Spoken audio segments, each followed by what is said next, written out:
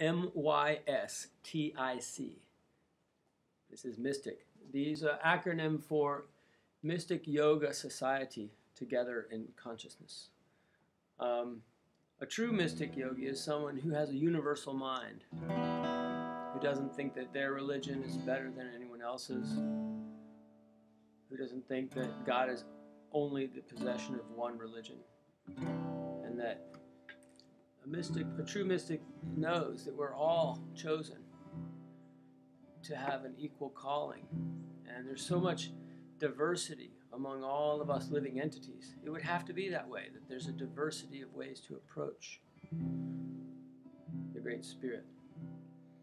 And so this is what we seek. We seek the highest unity in diversity. The highest unity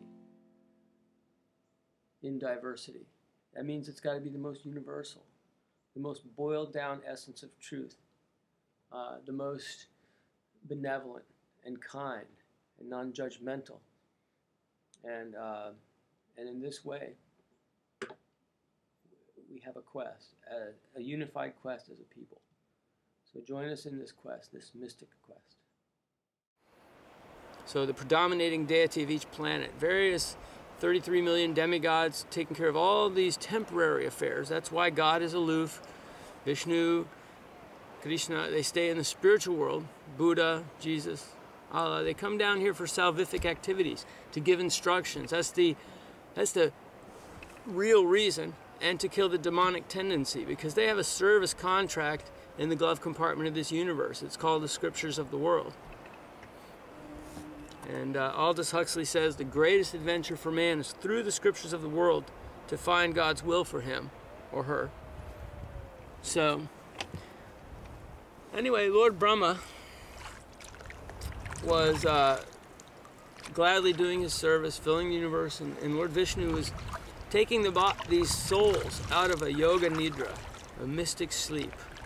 Because Lord Shiva, at the end of creation, at the end of everything, when the time is up, it's estimated at some 311 trillion years, he does the great dance of destruction. So Lord Shiva is in charge of the mode of ignorance.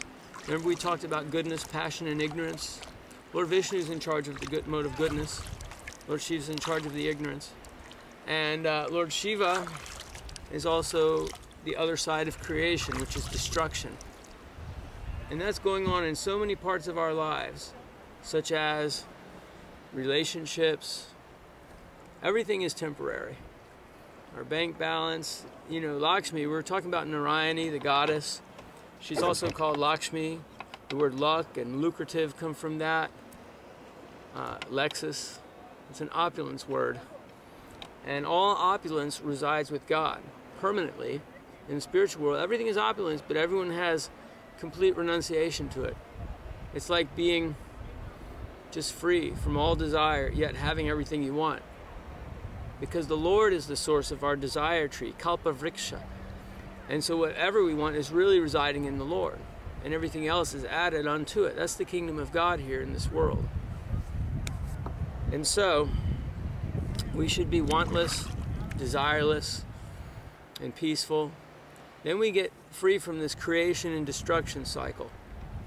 Now, how Lord Shiva was born, even though he's on par with Lord Brahma, people worship Lord Shiva more. Originally so that they could pray to him to free them from the mode of ignorance. For the pure sattvic souls who are striving for sattvic, or pure mode of goodness. But people stuck in the mode of passion, they ask Lord Shiva for material benedictions, material boons, wealth, family, good wife, good husband, whatever. And that's okay, but that's not what Krishna recommends in the Bhagavad Gita. One should go directly to God. It says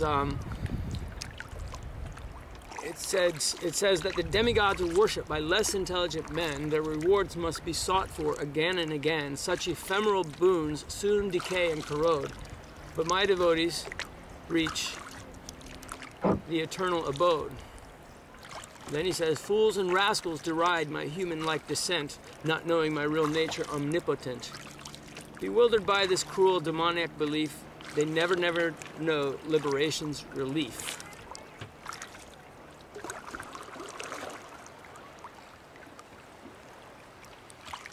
So you can think about that one. And everything's personal, you know. If you look around your house, there are thousands of people present in their products, but they are conspicuous by their absence. So in this material universe, we look all around.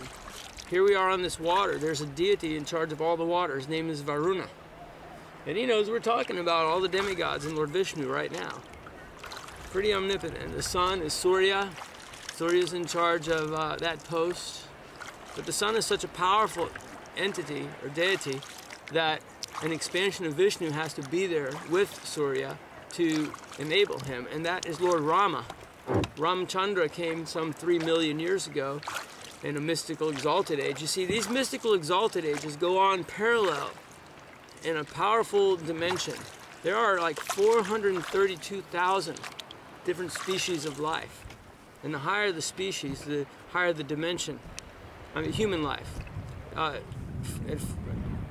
see, 8,432,000. There's 432,000 varieties of humans, like forms, from Cro-Magnon to, you know, demigods, you know. So the subtler the form, the less trace they have. But just for example, 3 million years ago, they have actually done sonic testing deep down into the earth, where ancient temples are disputed now between Muslims and Hindus. Of course, the Muslims only been around 1,500 years, and they build their temples right on top of the sacred Hindu sites, which offends God. They don't realize they're worshiping the same God and offending God's devotees. But, you know, the Hindus, when they retaliate, they also is equally implicated. Anyone that does that.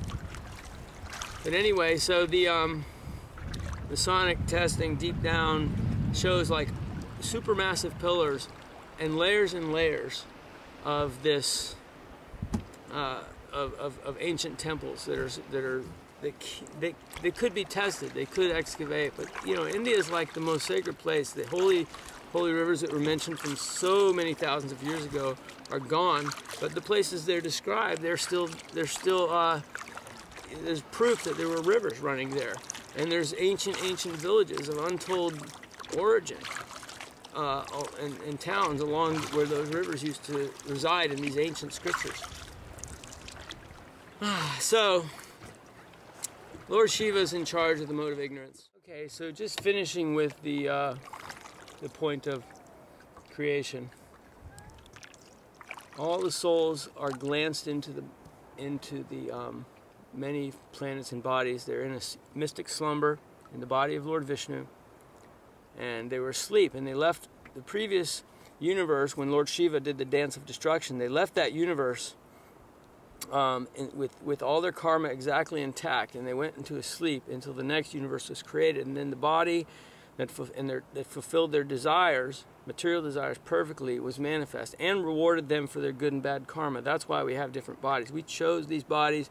We deserve our diseases. Whatever we have is from our previous activities. But if we can transcend with the sound of the holy name constantly every day, I mean, it's a daily interest. If you have an interest that goes every day to be attached to the name of God. I started with the name Jah because I was into, back in the mid-late 80s, I heard that sung by Bob Marley, and I thought, this person's really attached to that. He had a devotion that just reached out and touched my heart. And so it was not too long after that I took up, because the Rastafarians even have sattvic and non-sattvic practices. The Rastafarians have mode of goodness practitioners that do not smoke the ganja, and so that was where I went with it.